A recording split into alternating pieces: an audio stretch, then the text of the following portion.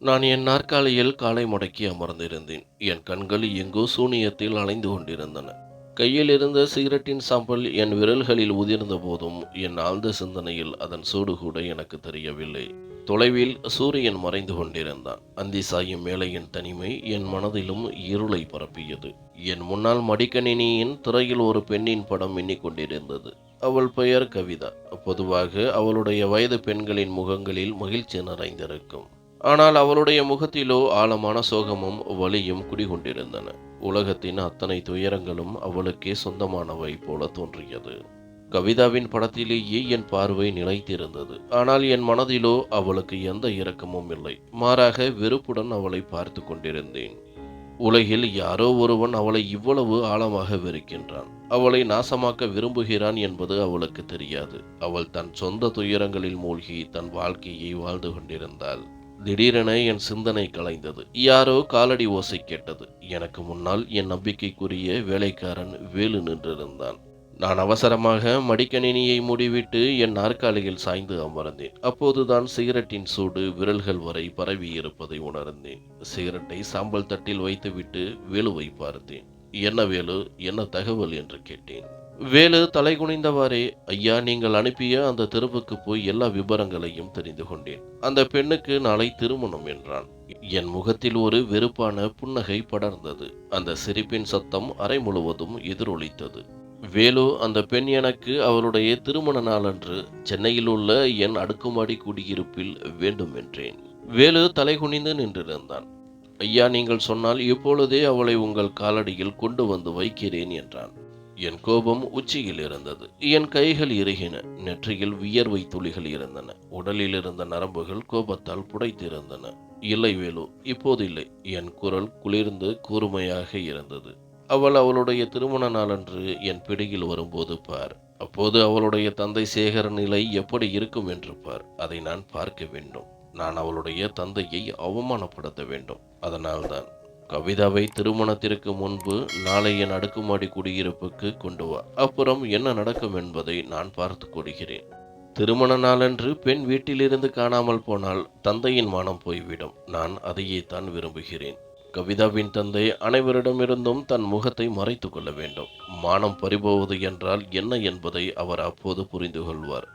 எதையோ நினைத்து என் முகம் குளிர்ந்து போனது. தாடைகள் கோபத்தால் இறுகின. கடந்த காலத்து பழைய காயங்கள் மறுபடியும் வலித்தன. வேலு என் பேச்சை கேட்டு தலையசைத்தான். நான் வேலுவுக்கு எச்சரிக்கை கொடுத்தேன். பாரு வேலு, இந்த வேளையில் எந்த தவறும் நடந்துவிடக்கூடாது. சரியாக திருமணத்திற்கு முன்பு அந்த பெண் என் குடியிருப்பில் இருக்க வேண்டும். ஏதாவது தவறு நடந்தால் என் கோபம் உன்னிடம்தான் திரும்பும். என் கோபம் எப்படி இருக்கும் என்பது உனக்கு தெரியும் தானே? வேலுவின் முகத்தில் பயம் தெரிந்தது. இல்லை ஐயா, தவறு நடக்காது. அந்த பெண் திருமண நாளன்று திருமணத்திற்கு முன் உங்கள் குடியிருப்பில் வந்து சேர்வாள். நீங்கள் கவலைப்பட வேண்டாம் என்றான். வேலு எனக்கு உறுதி அளித்துவிட்டு நகரத் தொடங்கினான். ஆனால் அவன் கதவை அடைந்ததும் நான் அவனை மீண்டும் நிறுத்தினேன். ஆமாம், இன்னொன்று கேள். அந்த பெண்ணுக்கு எந்த தீங்கும் வரக்கூடாது. வேலு ஆச்சரியத்துடன் என்னை பார்த்தான். அந்த பெண்ணை அவளது திருமண நாளில் கடத்த திட்டமிட்டவன் இப்போது அவளுக்கு எந்த தீங்கும் வரக்கூடாது என்று சொல்கிறான். வேலுவுக்கு இந்த முரண்பாடு புரியவில்லை. சில நொடிகள் அமைதியாக என்னை பார்த்து கொண்டிருந்தான். நான் அவனிடமிருந்து என் பார்வையை திருப்பினேன். வேலு எதுவும் பேசாமல் சென்று விட்டான். ஏனென்றால் என் கோபத்தை அவன் நன்றாக அறிந்திருந்தான். அவன் சென்று பல வேலைகளை முடிக்க வேண்டும். கவிதாவை கண்காணிக்க வேண்டும். அவளுடைய திருமணத்திற்கு முன்பு சரியாக அவளை தூக்கி என் அடுக்குமாடி குடியிருப்புக்கு கொண்டு வர வேண்டும். நான் மீண்டும் எனது மடிக்கணினியை திறந்தேன். ஆனால் இந்த முறை திரையில் அந்த பெண்ணின் படம் இல்லை. என் தாயின் படம் இருந்தது. என் முகத்தில் துக்கமும் வலியும் தெளிவாக தெரிந்தது. என் கண்கள் சிவந்து போயிருந்தன. சில நிமிடங்களுக்கு முன்பு இயல்பாக இருந்த என் முகத்தில் இப்போது துக்கத்தின் மேகங்கள் சூழ்ந்திருந்தன. சில நொடிகள் என் தாயின் படத்தை பார்த்து கொண்டிருந்தேன். மெல்ல மெல்ல கடந்த காலத்தின் ஆழத்திற்குள் மூழ்கி போனேன். என் கண் முன்னே என் தாயின் மரணத்தை பார்த்தேன். அவளுடைய உடலுக்கு அருகில் உட்கார்ந்து பல மணி நேரம் அழுதேன். என் கண்ணீரை துடைக்க யாரும் இல்லை. கடந்த காலத்தின் வலி மிகவும் ஆழமானது. திடீரென என் சிந்தனையிலிருந்து வெளியே வந்தேன். இதயம் வேகமாக துடித்தது. நெற்றியில் வியர்வை துளிகள் மினுமினுத்தன. மறுபுறம் கவிதா, அப்பா, நான் உங்களிடம் சொல்கிறேன். என்னை நீங்கள் வலுக்கட்டாயப்படுத்தினால் நான் என்னை முடித்துக் கொள்வேன். நான் கண்டிப்பாக இந்த திருமணத்தை செய்ய மாட்டேன் என்று கவிதா மிகவும் தைரியத்துடன் தன் தந்தை சேகர் முன் நின்று சொன்னாள். அவளுடைய திருமணத்திற்கு இன்னும் 2 நாட்களே இருந்தன. ஆனால் அவளுடைய தந்தை அவள் பேச்சை கேட்கவில்லை. உனக்கு பைத்தியம் பிடித்து விட்டதா? திருமணத்திற்கு இன்னும் 2 நாட்களே இருக்கின்றன. நீ மறுக்கிறாயா என்று அவளுடைய தந்தை அவளை நோக்கி பயங்கரமாக கத்தினார். இத்தனை நாட்களாக கவிதாவின் பேச்சை பொறுத்து கொண்டிருந்தார். ஆனால் இப்போது அவள் அவருக்கு எதிராக வந்து நின்றாள். கவிதாவிடம் இவ்வளவு தைரியத்தை அவர் எதிர்பார்க்கவில்லை. அவள் எப்போதும் அவருக்கு எதிரில் பேசக்கூட துணிந்ததில்லை. அவரை கண்டாலே பயத்தில் நடுங்குவாள். ஆனால் இன்று அவள் அவருக்கு எதிரில் நின்று திருமணத்தை மறுக்கின்றாள். கவிதாவின் கண்களில் கண்ணீர் வந்தது. அவள் சொன்னாள், அப்பா, நான் உங்கள் சொந்த மகள். எந்த ஒரு எதிரியின் மகளுக்கு கூட நீங்கள் எனக்கு செய்வது போல செய்ய மாட்டீர்கள். அவளது தொண்டையில் ஏதோ சிக்கிக் கொண்டது போல இருந்தது. அவளுடைய தந்தை தன் மகளை கோபத்துடன் பார்த்தார். நான் ஒன்றும் விசித்திரமான காரியம் செய்யவில்லை. இந்த உலகில் எல்லா தந்தைகளும் தங்கள் மகள்களுக்கு திருமணம் செய்து வைக்கிறார்கள். கடவுளுக்கு நன்றி சொல். உனக்கு இவ்வளவு நல்ல வீட்டில் திருமணம் நடக்கிறது. அவர்கள் சீதனம் இல்லாமல் உன்னை தங்கள் மனைவியாக ஏற்றுக்கொள்கிறார்கள். நீ செல்வத்திலும் மிதப்பாய், ராணியாக வாழ்வாய், ராணியாக. கவிதா தன் தந்தையை நோக்கி பார்த்தாள். நடுங்கும் குரலில் சொன்னாள், அப்பா, இது திருமணம் இல்லை. நீங்கள் என்னை கோபால் என்பவரிடம் விற்றுவிட்டீர்கள். அப்படியானால் அவர் ஏன் உங்களிடம் சீதனம் கேட்கப் போகிறார்? மாறாக நீங்கள் உங்கள் சொந்த மகளுக்கு பதிலாக கோபாலிடம் பணம் வாங்கிக் கொள்கிறீர்கள். இதை சொல்லும்போது கவிதாவின் கண்களிலிருந்து கண்ணீர் வழிந்தது. தன் தந்தை அவளுக்கு இப்படி ஒரு துயரத்தை செய்வார் என்று அவள் நினைத்து கூட பார்த்ததில்லை. நான் என்ன உன் மீது கொடுமை செய்கிறேன்? உனக்கு திருமணம் தானே செய்து வைக்கிறேன். அதற்கு பதிலாக எனக்கு சில பணம் கிடைத்தால் அதில் என்ன தவறு என்று அவளுடைய தந்தை கோபமாக அவளை பார்த்து சொன்னார். இனிமேல் வீண் பேச்சு பேசாதே. ஆணின் வயது பார்க்கப்படுவதில்லை என்றார். இந்த முறை கவிதாவுக்கு கோபம் வந்தது. அவள் எழுந்து நின்று, அப்பா, நான் சட்டத்தின் உதவியை நாடுவேன். நீங்கள் என்னை வலுக்கட்டாயப்படுத்தினால் நான் உங்களுக்கு எதிராக புகார் கொடுப்பேன் என்றாள். இந்த மிரட்டலை கேட்டதும் அவளுடைய தந்தை சேகரின் கோபம் உச்சக்கட்டத்தை அடைந்தது. அவர் சற்றென்று எழுந்து நின்று கவிதாவின் கன்னத்தில் ஒரு பலமான அறை விட்டார். அந்த அறை மிகவும் பலமாக இருந்தது. அவள் தடுமாறி பின்னால் தரையில் விழுந்தாள். அவளுடைய தலை சோபாவுக்கு முன்னால் இருந்த மேஜையில் மோதியது. வலியின் கடுமையான அலை அவளுடைய தலையில் இருந்து எழுந்தது. ஆனால் அவளுடைய தந்தைக்கு எந்த கவலையும் இல்லை. மாறாக அவர் கோபத்துடன் கத்தினார், இனி அதிகமாக பேச தேவையில்லை. கோபாலுடன் உன் திருமணம் நடக்காது என்ற எண்ணத்தை உன் மனதில் இருந்து நீக்கிவிடு. எந்த விலையிலும் கோபாலுடன் உன் திருமணம் நடக்கும். இதை நீ நினைவில் வைத்துக்கொள். ஏதாவது தவறு செய்ய முயற்சித்தால் உனக்கு மிக மோசமான விளைவுகள் ஏற்படும்.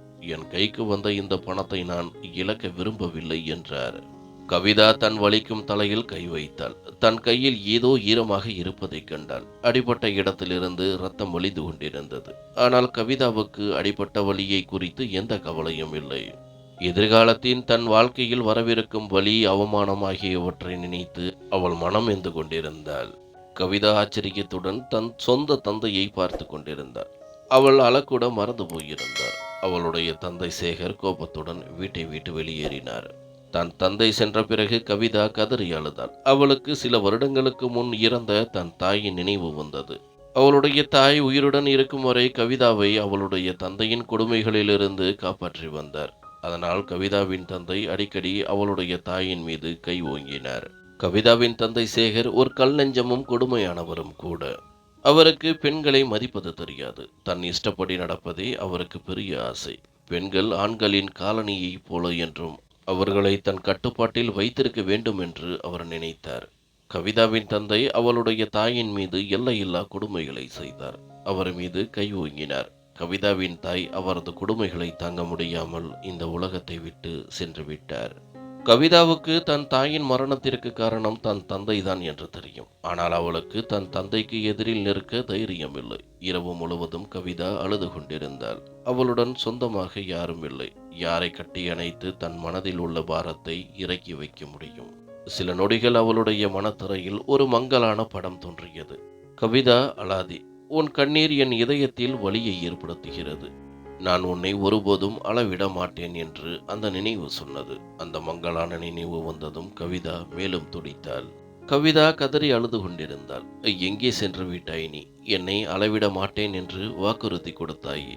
பார், உன் கவிதா எவ்வளவு அழுகிறாள். வந்து என் கண்ணீரை துடைத்து விடு என்று அவள் மனம் முணுகியது.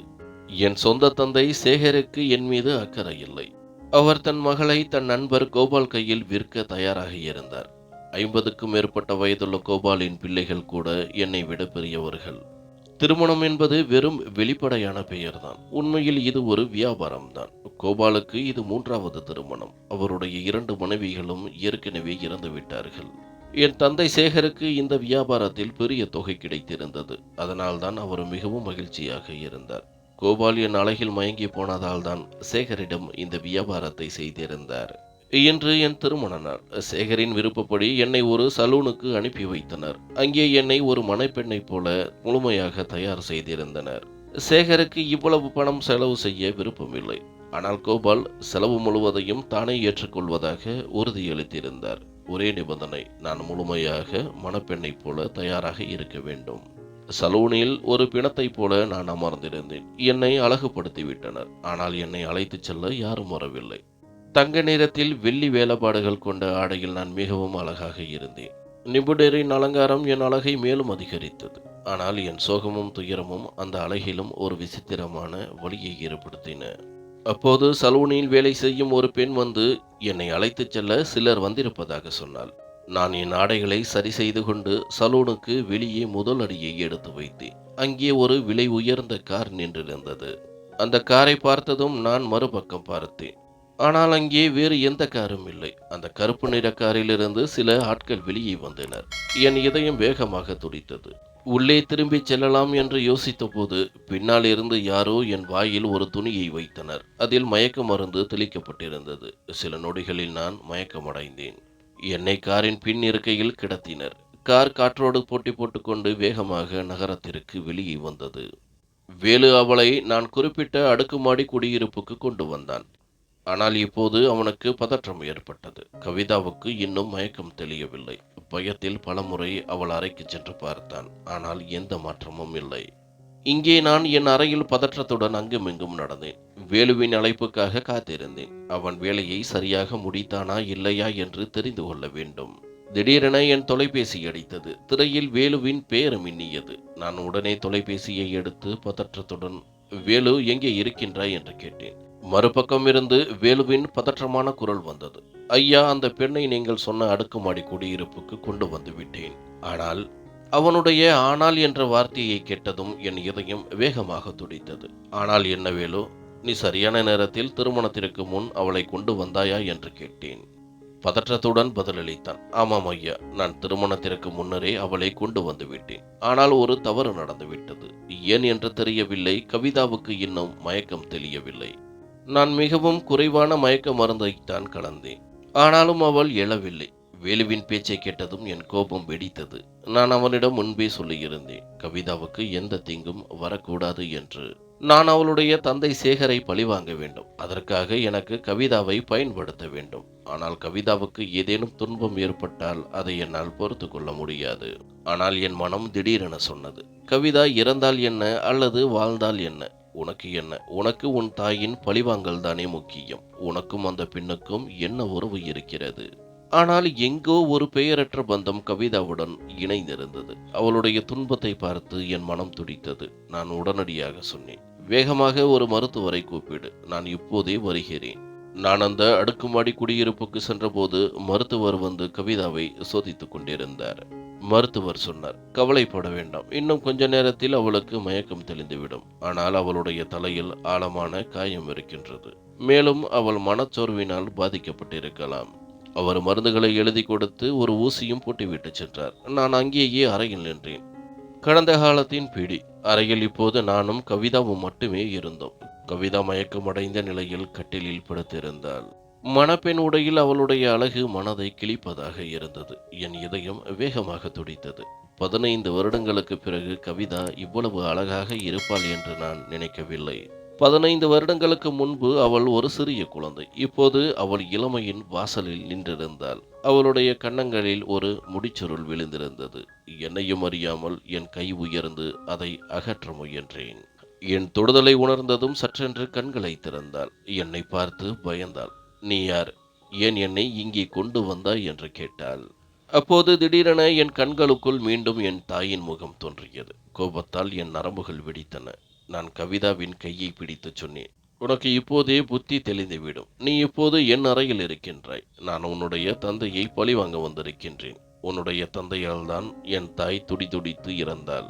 உன்னுடைய தந்தையால் தான் நான் அனாதையானேன். இப்போது உன் தந்தைக்கு தன் மகள் திருமண நாளன்று காணாமல் போய்விட்டாள் என்று தெரிய வரும்போது எல்லோரும் அவரை இகழ்ந்து பேசுவார்கள். அப்போதுதான் அவருக்கு தெரியும் வலி என்றால் என்னவென்று. நான் மேலும் கோபமாக சொன்னேன். இல்லை, நான் உன் தந்தைக்கு இவ்வளவு வலியை மட்டுமே கொடுக்க மாட்டேன். நான் உன்னை அடைவேன். உன் அழகின் சுவையை உணர்வேன். பிறகு உன்னை அவர் முன் தூக்கி எறிந்து விடுவேன். அப்போது தன் மானம் என் காலடியில் மிதிபடுவதை காண்பார். வெறுப்பும் கோபமும் என்னை குருடாக்கி இருந்தன. நான் அவளை சற்றென்று இழுத்து என் அருகில் கொண்டு வந்தேன்.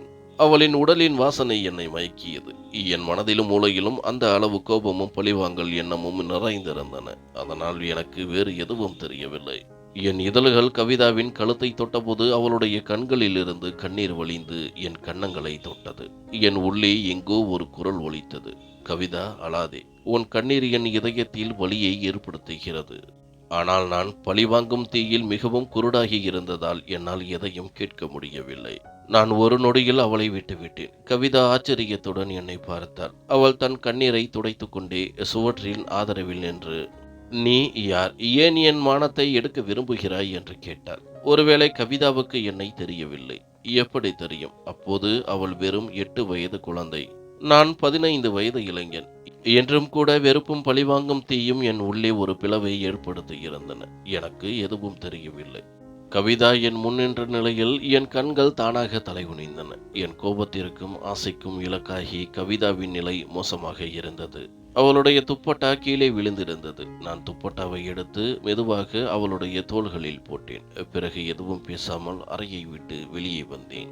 வெளியே வந்ததும் நான் என் கைகளால் தலையை பிடித்து கொண்டேன். நான் என்ன செய்ய போகிறேன்? கவிதாவை நாசமாக்கப் போகின்றேனா? என் இதயத்தின் துடிப்பான கவிதாவை. என் தாயின் பழிவாங்கும் தீயில் நான் இவ்வளவு குருடாகிவிட்டேனா? நான் அவளுடைய கண்களில் கண்ணீரை வரவழைத்து விட்டேனா? நான் மீண்டும் மெல்ல மெல்ல கடந்த காலத்திற்குள் மூழ்கினேன். எங்கள் உறவு ஒரு சிறிய கிராமத்தில் இருந்தது. அங்கே என் தந்தை ஒரு ஜமீன்தார். எங்கள் வீட்டில் எந்த ஒரு குறையும் இல்லை. நான் என் பெற்றோரின் ஒரே மகன். அவர்கள் என் மீது மிகவும் பாசமாக இருந்தார்கள். எங்கள் வீட்டில் மகிழ்ச்சி மட்டுமே நிறைந்திருந்தது. ஆனால் அப்போது என் தந்தைக்கு சேகர் மாமாவுடன் நட்பு ஏற்பட்டது. சேகர் மாமாவுக்கு ஒரே மகள் கவிதா. அப்போது அவளுக்கு வெறும் 7 வயது. சேகர் மாமா எங்கள் வீட்டிற்கு அடிக்கடி வரத் தொடங்கினார். சில நேரங்களில் கவிதாவும் அவருடன் வருவாள். அந்த சிறிய அழகான பொம்மை போன்ற அப்பாவியான பெண்ணை எனக்கு மிகவும் பிடித்திருந்தது. நான் அவளுடன் விளையாடுவேன். எனக்கு பிடித்தமான பொருட்களை அவளுக்கு கொடுப்பேன். ஆனால் கவிதாவின் தந்தை மிகவும் கடுமையான மனிதர். அவர் அந்த குட்டி பெண்ணையும் அடித்து விடுவார். கவிதா எப்போது அழுதாலும் என் அருகில் வருவாள். அவளுடைய கண்களில் வரும் கண்ணீர் என் உள்ளத்தை நொறுக்கிவிடும். நான் அவளுடைய கண்ணீரை துடைத்து கையை பிடித்து வாக்குறுதி கொடுப்பேன். கவிதா, நான் பெரியவனானதும் உன் கண்களில் நான் ஒருபோதும் கண்ணீர் வரவிட மாட்டேன். உனக்கு எல்லா மகிழ்ச்சியையும் கொடுப்பேன் என்று. அப்போது எனக்கு 14 வயது. கவிதாவுக்கு நான் கொடுத்த வாக்குறுதிகள் சும்மா இல்லை. கவிதாவை எனக்கு பிடித்திருந்தது. நான் பெரியவனானதும் அவளை விட்டு பிரிய மாட்டேன் என்று முடிவு செய்திருந்தேன். அந்த நேரத்தில் என் இதயத்தில் உண்மை இருந்தது. நான் கொடுத்த வாக்குறுதிகள் பொய்யானவை அல்ல. கவிதா எனக்கு வெறும் நண்பன் மட்டுமல்ல, என் முதல் காதலி. அவள் என் இதயத்தில் குடியேறிவிட்டாள். அவளை என் வாழ்க்கையில் எப்பொழுதும் வைத்திருக்க விரும்பினேன். ஆனால் என் வாழ்க்கையில் விரைவில் ஒரு புயல் வரப்போகிறது என்பது எனக்கு தெரியாது. சேகர் மாமாவின் கண்கள் என் தாயின் மீது விழுந்துவிட்டன. அவர் தன் அசிங்கமான நோக்கங்களை நிறைவேற்ற முயற்சி செய்ய தொடங்கினார். அவர் காரணம் இல்லாமல் எங்கள் வீட்டிற்கு வந்தார். என் தாயும் அவருடைய கெட்ட நோக்கங்களை புரிந்து கொண்டார். அதனால் அவரிடமிருந்து விலகியே இருக்க முயன்றார். பிறகு ஒரு நாள் நானும் அப்பாவும் ஒரு வேளையாக வெளியே சென்றிருந்த போது சேகர் மாமா அந்த வாய்ப்பை பயன்படுத்தி கொண்டு எங்கள் வீட்டிற்குள் வலுக்கட்டாயமாக நுழைந்தார். அவர் என் தாயிடம் தவறாக நடக்க முயன்றார். ஆனால் அவர் தன் அசிங்கமான நோக்கங்களில் வெற்றி பெறுவதற்கு முன்பு நானும் அப்பாவும் வீட்டிற்கு வந்துவிட்டோம். நாங்கள் உள்ளே நுழைந்ததும் கண்ட காட்சி எங்கள் புத்தியை கெடுத்தது. என் தந்தை சேகரை என் தாயிடமிருந்து பிரித்து கோபத்தில் அவரை பயங்கரமாக அடித்து நொறுக்கினார். சேகர் சொன்னார், இது பொய். என்னை அடிப்பதால் என்ன பயன்? தவறு உன் மனைவியுடையதுதான். இவள்தான் வீட்டில் யாரும் இல்லை என்று சொல்லி என்னை அழைத்தாள். உன் மனைவிதான் என் மீது ஆசைப்பட்டாள் என்றார். என் தந்தை சேகரின் பேச்சை நம்பி என் தாயை தவறாக நினைத்தார். அந்த இரவில் என் தந்தை கோபத்தில் என் தாயை மிகவும் அடித்தார். என் தாய் தன்னை நியாயப்படுத்த முயன்றார். ஆனால் என் தந்தை அவர் பேச்சை கேட்கவில்லை. கோபத்தில் அவர் என் தாயை பலமாக தள்ளினார். அவர் சுவற்றில் மோதினார். காயம் மிகவும் ஆழமாக இருந்ததால் அந்த இரவிலேயே அவள் தன் உயிரை இழந்தாள்.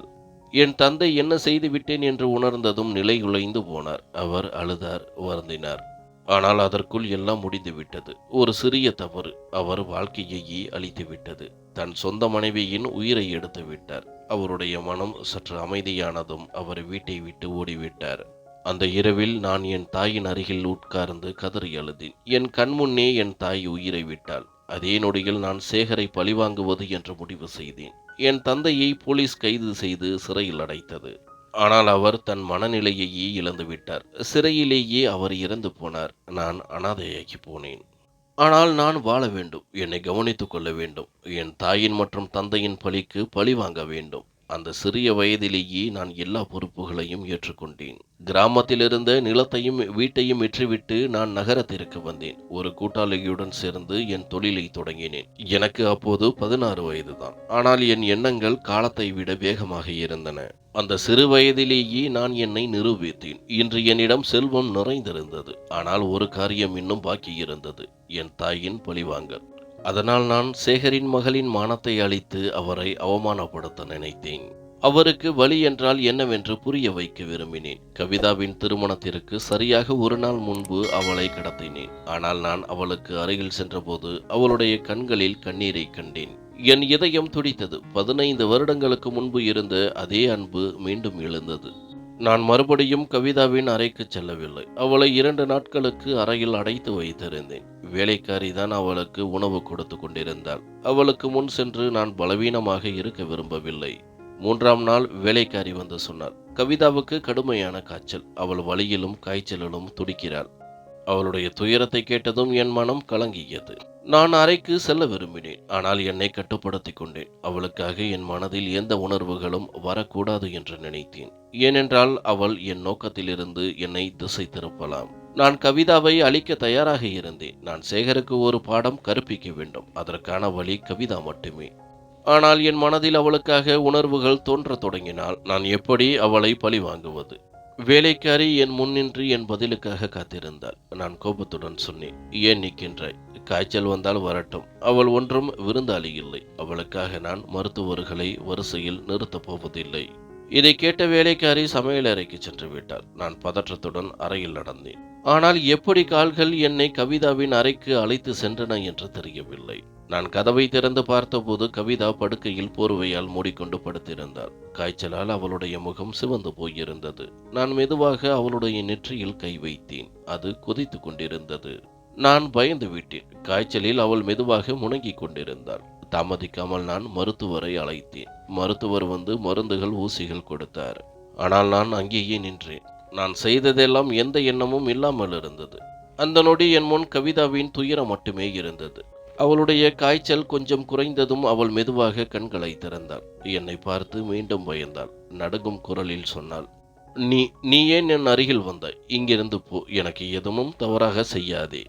நான் அமைதியான குரலில் சொன்னேன், அமைதியாக படுத்து இரு. உனக்கு காய்ச்சல். இப்போது உன் மூளையை பயன்படுத்த தேவையில்லை. நான் அவளுக்கு மருந்துகளை கொடுத்தேன். ஜக்கிலிருந்து தண்ணீரை டம்ளரில் ஊற்றினேன். இப்போது அவள் என்னை கவனமாக பார்த்து கொண்டிருந்தாள். என்னை அடையாளம் காண முயற்சிப்பது போல இருந்தது. திடீரென அவள் கேட்டாள், நீ யார்? அவள் கட்டிலில் இருந்து எழுந்து எனக்கு எதிரில் வந்து நின்றாள். என் கையில் இருந்த ஜக்கையும் டம்ளரையும் பிடுங்கி பக்கத்து மேஜையில் வைத்தாள். அவள் என்னை கூர்ந்து பார்க்க ஆரம்பித்தாள்.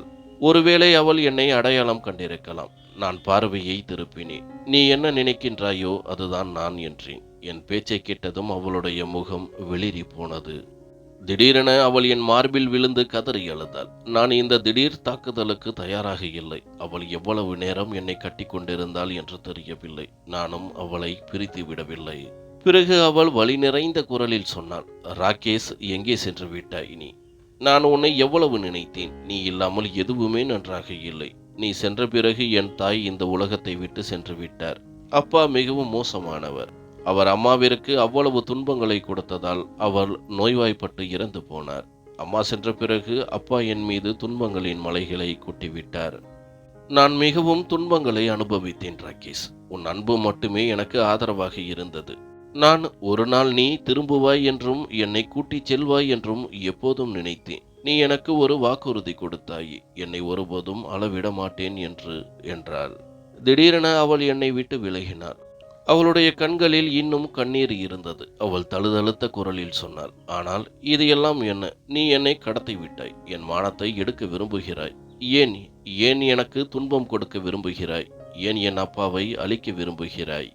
நான் கவிதாவின் தோள்களை பிடித்து சொன்னேன், கவிதா, உன் அப்பா என் தாயின் கொலையாளி. அதனால்தான் நான் உன்னை பழிவாங்க விரும்பினேன். நான் அவளிடம் முழு கதையையும் சொன்னேன். அதை கேட்ட கவிதா பெருமூச்சு விட்டாள். பிறகு வலி நிறைந்த வார்த்தைகளில் சொன்னாள், ராகேஷ், நீ என்னை பழிவாங்கி என்ன அடையப் போகின்றாய்? என் அப்பாவிற்கு எந்த பாதிப்பும் ஏற்படாது. அவர் ஒரு இரக்கமற்ற கல் நெஞ்சம் கொண்ட மனிதர். என்னை அழித்து அவரை அவமானப்படுத்த விரும்புகிறாய். ஆனால் அவருக்கு என் மீது அக்கறை இல்லை. அவருக்கு எந்த பாதிப்பும் ஏற்படாது. அவர் என்னை வெற்றிவிட்டார். என்னை வெறுக்கும்போது அவருடைய கைகள் நடுங்கவில்லை. அவருடைய மனசாட்சியில் வெட்கமில்லை. அதனால் நீ என் மானத்தை எடுத்தாலும் அவருக்கு எந்த பாதிப்பும் ஏற்படாது. அவர் இரக்கமற்றவராகிவிட்டார். அவர் என்னை ஒரு 50 வயதுள்ள மனிதருக்கு வெற்றிவிட்டார். அதற்கு பதிலாக அவருக்கு 10 லட்சம் ரூபாய் கிடைத்தது. நான் ஆச்சரியத்துடன் கவிதாவை பார்த்தேன். இந்த பெண் ஏற்கனவே இவ்வளவு துன்பங்களில் வாழ்ந்து கொண்டிருந்தாள். மேலும் கடந்த 3 நாட்களாக நான் அவளுக்கு எவ்வளவு துன்பங்களை கொடுத்திருக்கின்றேன். என் இதயம் அவளுடைய கண்ணீரில் உருகியது. என்னால் மேலும் கவிதாவை அழுது பார்க்க முடியவில்லை. நான் அறையிலிருந்து வெளியே வந்தேன். நான் கவிதாவின் தந்தைக்கு தொலைபேசி செய்து, கவிதா என்னிடம் இருக்கின்றாள் என்று சொன்னேன். சிறிது நேரத்திற்கு பிறகு கவிதாவின் தந்தை என்னிடம் வந்துவிட்டார். நான் என் அடையாளத்தை கூறியதும் அவர் அதிர்ந்து போனார். என் மகளை கடத்த உனக்கு எப்படி துணிச்சல் வந்தது? நான் போலீசிடம் போவேன், உனக்கு எதிராக புகார் கொடுப்பேன் என்று சொன்னார். சேகரின் மிரட்டலை கேட்டதும் என் ரத்தம் கொதித்தது. 15 வருடங்களுக்கு முன்பு நடந்த நிகழ்வுகள் என் கண்களில் தோன்றின. நான் முன்னே சென்று சேகரின் சட்டையை பிடித்து அவரை பயங்கரமாக அடித்து தாக்கத் தொடங்கினேன். கவிதா இடையில் வராமல் இருந்திருந்தால் நான் ஒருவேளை அவரை கொன்றிருப்பேன். சேகர் தன் மகளின் கையை பிடித்து, நான் என் மகளை அழைத்து செல்கிறேன், உனக்கு தைரியம் இருந்தால் தடுத்து பார் என்று சொன்னார். இதை கூறி சேகர் கவிதாவின் கையை பிடித்து அவளை அழைத்து செல்ல தொடங்கினார். கவிதா என் பக்கம் திரும்பி, ராகேஷ், என்னை காப்பாற்று. நான் என் தந்தையுடன் செல்ல விரும்பவில்லை. அவர் மறுபடியும் என்னை அந்த கிழவன் கோபாலிடம் வெற்றிவிடுவார். என்னால் வாழ்நாள் முழுவதும் துன்பத்தில் வாழ முடியாது. நான் இறந்து போவேன். ஆனால் அந்த கிழவனை திருமணம் செய்ய மாட்டேன் என்று கதறி என்னிடம் மன்றாடினாள். நான் கவிதா தொலைவில் செல்வதை பார்த்தேன். என் இதயத்தை யாரோ என் மார்பிலிருந்து பிடுங்குவது போல இருந்தது. அப்போது நான் முன்னே சென்று கவிதாவின் கையை பிடித்தேன். ஒரு நொடியில் சேகரின் கைகளிலிருந்து அவளுடைய கையை பிரித்தேன். என் ஆட்களிடம் சொல்லி சேகரை அடித்து வீட்டை விட்டு வெளியே அனுப்பினேன். அவர் கத்திக்கொண்டும் மிரட்டிக்கொண்டும் சென்று விட்டார். நான் கவிதாவின் கண்ணீரை துடைத்தேன். அவளை என் கைகளில் அணைத்துக் கொண்டேன். கவிதாவும் விம்மிக்கொண்டே என் மார்பில் சாய்ந்து அழுதாள். அடுத்த நாளே நான் திருமணத்திற்கு ஏற்பாடு செய்தேன். கவிதாவை திருமணம் செய்து அவளுடைய வாழ்க்கையில் மகிழ்ச்சியின் வண்ணங்களை நிரப்ப விரும்பினேன். என்று கவிதா என் அறையில் என் மணப்பெண்ணாக அமர்ந்திருந்தாள். என் மனதிலிருந்த எல்லா துக்கங்களும் பழிவாங்கும் எண்ணங்களும் மறைந்து விட்டன. இப்போது கவிதாவின் அன்பு மட்டுமே இருந்தது. கவிதாவின் அன்பு எனக்கு மனதிற்குள் அமைதியை கொடுத்தது. நான் எல்லாவற்றையும் மறந்துவிட்டேன். என் கவிதாவுக்கு புதிய வாழ்வுக்கான மோதிரத்தை அணிவித்த போது அவள் என் மார்பில் சாய்ந்தாள். ராகேஷ், என்னை பிரிந்து செல்லாதே. நான் வாழ்க்கையில் நிறைய துன்பங்களை பார்த்திருக்கிறேன். இனிமேல் எந்த துன்பத்தையும் தாங்க முடியாது என்றாள். கவிதாவுக்கு நான் ஒரு வாக்குறுதி கொடுத்தேன். கவிதா, நான் சிறு வயதில் கொடுத்த வாக்குறுதியை மீண்டும் கொடுக்கிறேன். உனக்கு நான் எப்போதும் துன்பம் வரவிட மாட்டேன். இதை கூறி நான் கவிதாவின் நெற்றியில் முத்தமிட்டேன். கவிதா மகிழ்ச்சியுடன் தன்னை எனக்கு அர்ப்பணித்தாள். இன்று எங்கள் அன்பின் நிழலில் இரவு மெல்ல மெல்ல உருகிக் கொண்டிருந்தது. நன்றி.